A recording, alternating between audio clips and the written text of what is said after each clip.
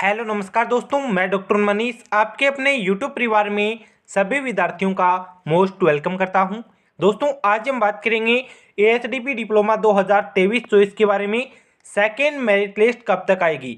बहुत से विद्यार्थी पर्सनली एसएमएस कर रहे हैं सेकेंड मेरिट लिस्ट के बारे में, और साथ ही अपने जो फर्स्ट मेरिट लिस्ट आई थी उसकी कट ऑफ के बारे में।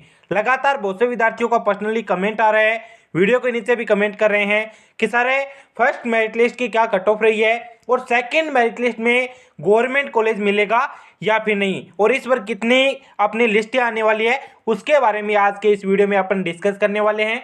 तो सभी विद्यार्थी वीडियो को लास्ट तक देखना, और हमारे चैनल पर नए हो तो चैनल को भी सब्सक्राइब कर लेना ताकि आने वाली हर एक अपडेट आपको सबसे पहले मिल सके। सबसे पहले बात करते हैं सेकंड मेरिट लिस्ट के बारे में। अपनी सेकंड मेरिट लिस्ट है वो कब तक आएगी?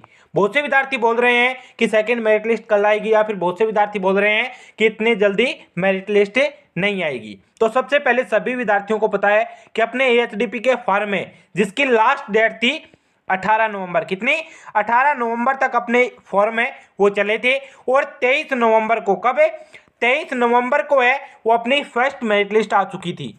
अपने 29 नवंबर तक है वो एडमिशन चले थे, 2 दिन 3 दिन और अपने एक्स्ट्रा है वो दिए गए थे। लगभग 2 दिसंबर तक है वो एएचडीपी फर्स्ट मेरिट लिस्ट के एडमिशन चले थे।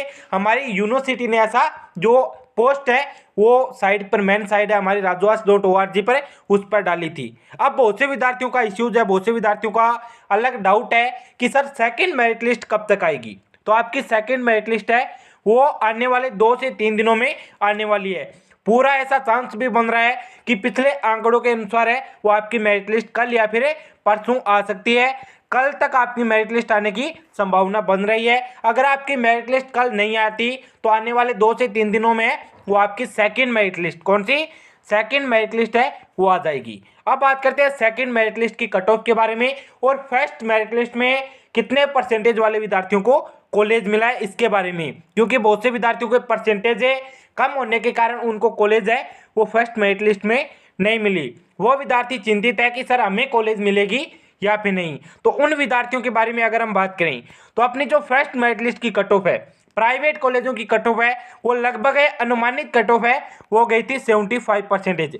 अब कुछ कॉलेजों में है वो 78% कट ऑफ थी, प्राइवेट कॉलेजों की बात कर रहे हैं, और कुछ कॉलेजों में क्या थी 74% कट ऑफ है वो गई थी। ये आपकी कट ऑफ है वो आपकी कॉलेज के हिसाब से होती है, कॉलेज के अकॉर्डिंग है वो आपकी। इसमें प्राइवेट कॉलेजों की कट ऑफ है वो अलग अलग रहती है। बहुत से विद्यार्थी अब कमेंट कर रहे हैं कि सर हमारे 65 नंबर है, या फिर बहुत से विद्यार्थी बोल रहे हैं कि सर 70 से कम परसेंटेज वालों का क्या होगा। तो अगर आपने आल कॉलेज, राजस्थान की आल कॉलेज फिल करी है तो आपको चांस है कि थर्ड मेरिट लिस्ट तक, कब है थर्ड मेरिट लिस्ट तक है वो आपको चांस बन सकता है कॉलेज मिलने का। जो विद्यार्थी 70% से कम अंक रखते हैं उन विद्यार्थियों की बात कर रहे हैं, और जिन विद्यार्थियों के 70% से अधिक अंक है उन विद्यार्थियों का पूरा चांस है कि आपको सेकंड मेरिट लिस्ट या फिर थर्ड मेरिट लिस्ट तक है वो आपको कॉलेज मिल जाएगी। किसी भी प्रकार की कोई परेशानी है वो आपको नहीं होगी।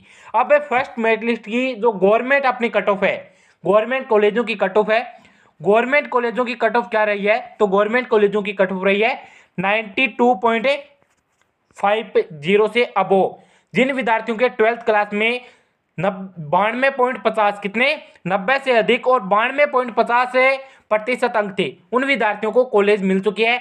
अलग अलग कैटेगरी के हिसाब से है वो आपको प्राथमिकता दी जाएगी। जो विद्यार्थी एसटी कैटेगरी के अंतर्गत आते हैं, एचसी कैटेगरी के अंतर्गत आते हैं, उनको ऐसा अनुमान है कि इस बार 90% तक है कॉलेज मिल सकती है, और 90 से कम अंक वाले विद्यार्थियों को गवर्नमेंट कॉलेज है वो नहीं मिलेगी, क्योंकि गवर्नमेंट कॉलेजों की कट ऑफ है वो इतनी नहीं जाएगी। और गवर्नमेंट कॉलेजों में सीटों की अगर हम बात करें तो अब अपनी 70% सीटें हैं वो फर्स्ट मेरिट लिस्ट में कवर हो चुकी है।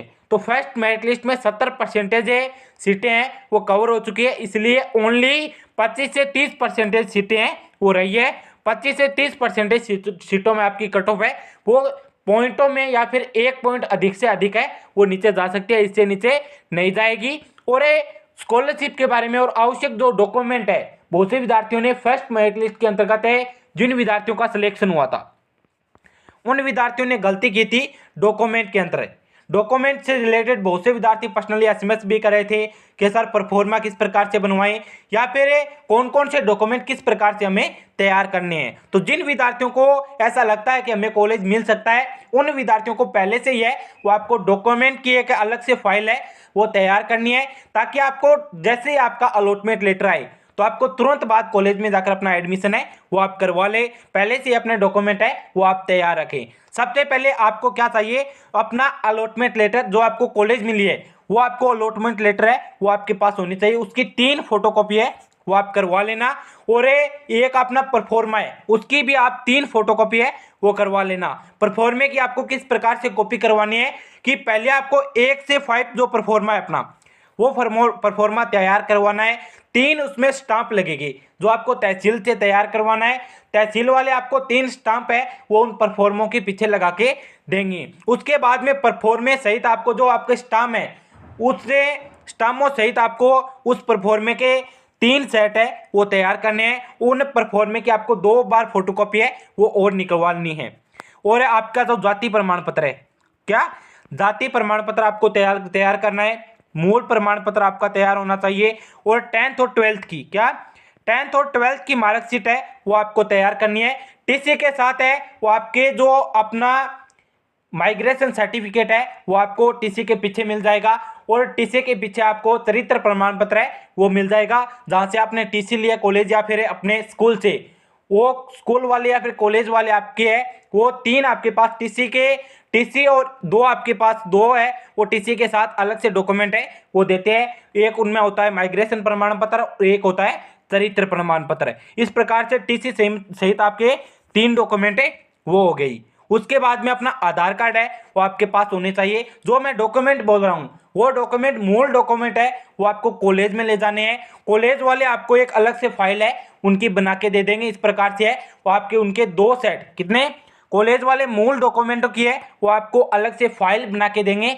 वो और उस फाइल के समान ही आपके है वो 2 फाइल आपको और तैयार करनी है, यानी कि 2 फोटोकॉपी फाइल है वो आपको तैयार कर कॉलेज में जमा करवानी है। बहुत से विद्यार्थी फीस के बारे में बोल रहे हैं, तो फीस आपको सभी कॉलेजों में है वो फर्स्ट ईयर की यानी कि 1 साल की फीस है वो ले जानी है। बहुत से विद्यार्थी इस बार भी बहुत से विद्यार्थियों ने गलती की थी। क्या गलती की थी कि अपनी फीस में जो नई लिस्ट आई है अपने 100 कॉलेजों की फीस है वो नई लिस्ट है वो अपनी यूनिवर्सिटी के द्वारा, राजवास यूनिवर्सिटी के द्वारा है वो जारी हो चुकी है। और बहुत से कॉलेजों की फीस है वो भी बढ़ा दी गई है। इसके चलते बहुत से विद्यार्थियों को पता नहीं था, बहुत से विद्यार्थियों ने पहले वाली फीस है वो कॉलेज में लेकर गए थे और कॉलेज वालों ने वहाँ इस बार जो फीस लागू हुई है वो फीस मांगी थी। तो बहुत से विद्यार्थियों ने कांटेक्ट किया था पर्सनली मुझे और मैंने उन्हें बोला भी था मेरे आपको टेलीग्राम ग्रुप पर वो जो नई लिस्ट है वो आपको मिल जाएगी। और इस वीडियो के नीचे मैं आपको लिंक भी दे दूंगा जहाँ से आप टेलीग्राम ग्रुप को ज्वाइन कर सकते हैं।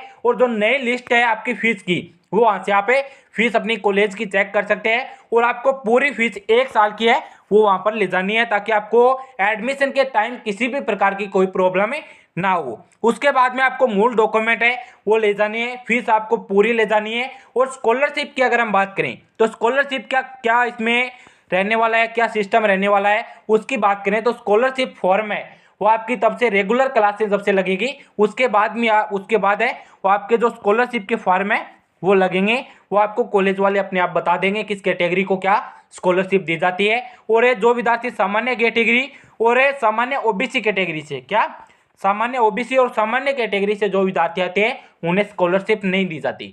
जो विद्यार्थी ओबीसी बीपीएल कैटेगरी में, एसटी एससी कैटेगरी में, उन विद्यार्थियों को हमारी राजस्थान सरकार, केंद्र सरकार के द्वारा अलग अलग स्कीमों के तहत है वो स्कॉलरशिप दी जाती है। वो विद्यार्थी अपने स्कॉलरशिप फॉर्म में वो अप्लाई करवा सकते हैं। और सेकंड मेरिट लिस्ट की अनुमानित कट ऑफ है वो लगभग 70% रहने वाली है।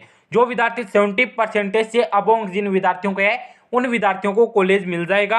आप कॉलेज वालों से भी पर्सनली कांटेक्ट कर सकते हैं। जो आपको कॉलेज अलॉट हुआ है वहां पर आपको सारी जानकारी है वो दे दी जाएगी। और बाकी आपको कोई भी प्रॉब्लम हो रही है अपने वेटरनरी से संबंधित है तो आप हमारे टेलीग्राम ग्रुप के माध्यम से और वीडियो के नीचे कमेंट भी कर सकते हैं। आपकी सारी समस्याओं का समाधान है वो किया जाएगा। मिलते हैं ऐसी अगली जानकारी के साथ, अगले अपडेट के साथ। तब तक के लिए जय हिंद, जय भारत।